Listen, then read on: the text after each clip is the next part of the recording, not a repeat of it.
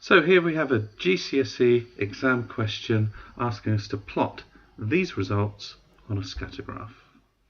Now in part A we have to then plot the ratios here, so 2, 9, 2.57, etc.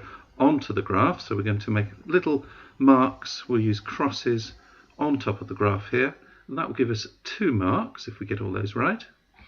For part B, we've got to draw a line of best fit through those marks, so we're going to do that. So wherever they are, we're going to draw a line through. And then part C, what type of correlation is shown, so we've got to say what type of correlation it is.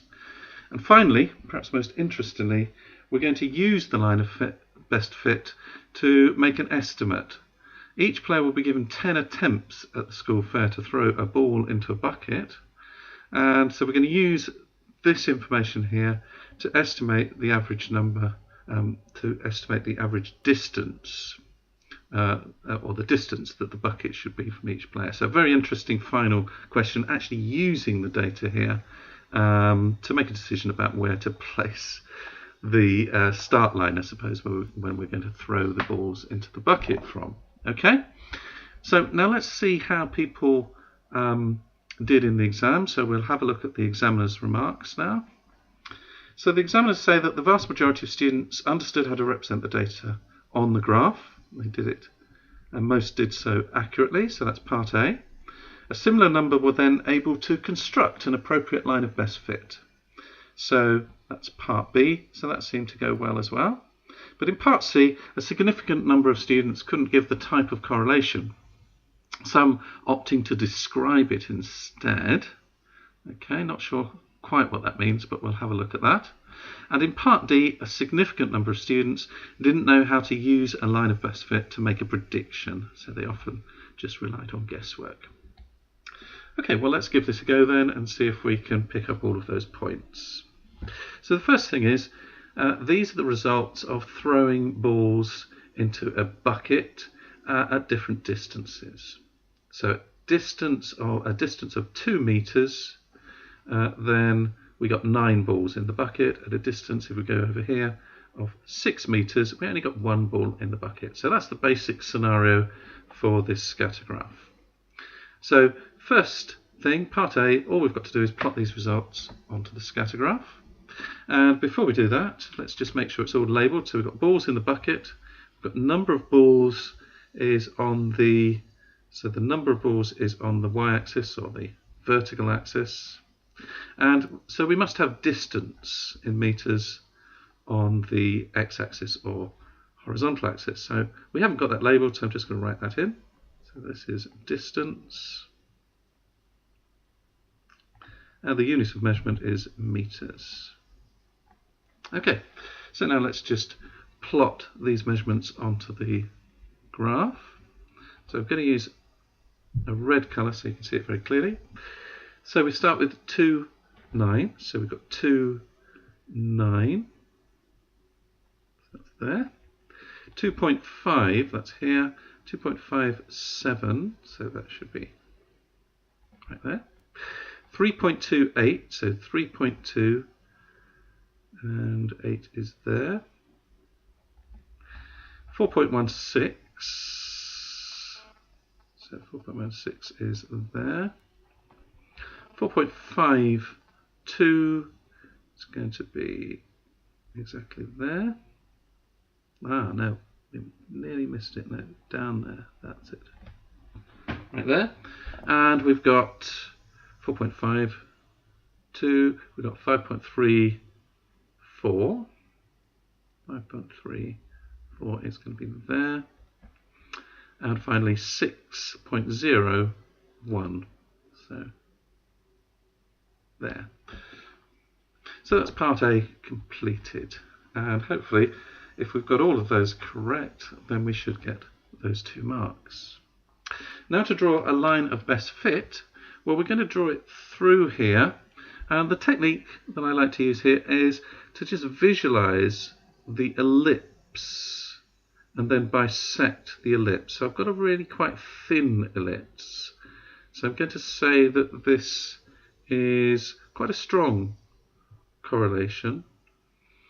So it's quite a thin ellipse, so I think we can quite accurately go down here. Now it's tempting to join this point to this point, but that's really not what we're aiming for. We want to get the same number of marks below the line of best fit as we do above. So I'm not necessarily going to join these up, although these do seem to be fairly closely fitting the line of best fit. So let's have a go at drawing that now, and we'll see what it looks like. Okay, so from here to here. Okay, so that's my best attempt at a line of best fit. Of course, it's only an estimate, but it looks as though we've got 1, 2, 3, 1, 2, 3, 4. That's pretty closely approximating, I think, to where we want to draw that line. And again, if I imagine this ellipse going around here, it seems to take in all of those statistics.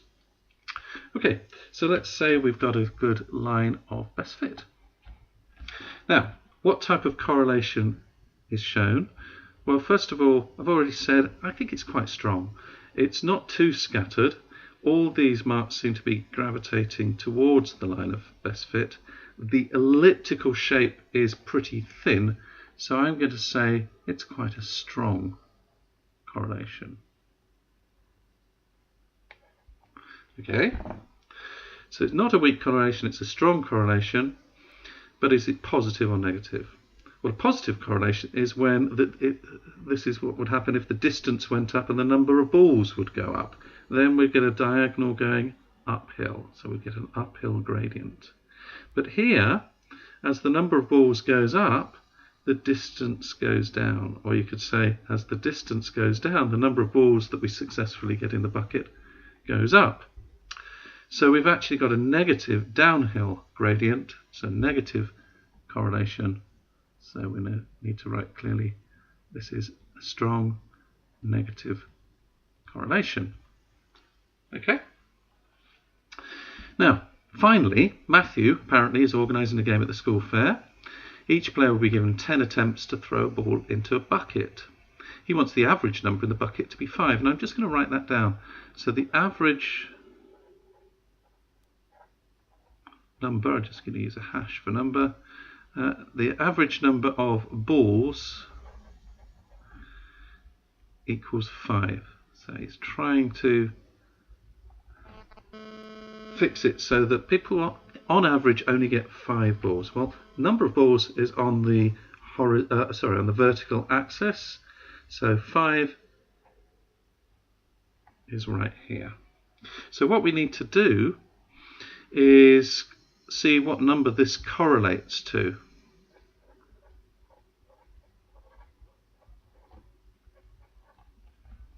So all we do is draw up to the line of best fit, which of course is averaging out all the data, so it's going to give us our best estimate. So we need to draw from here to the line of best fit, and then where it intercepts the line of best fit, then we draw down from that point there to the horizontal axis, and then we'll get the distance, which is the unknown we're trying to find. Okay, so from here down to here, and it nicely correlates with 4 meters, so 5 balls seems to correlate with 4 meters. And what I'm going to do is write answer 4.0 meters.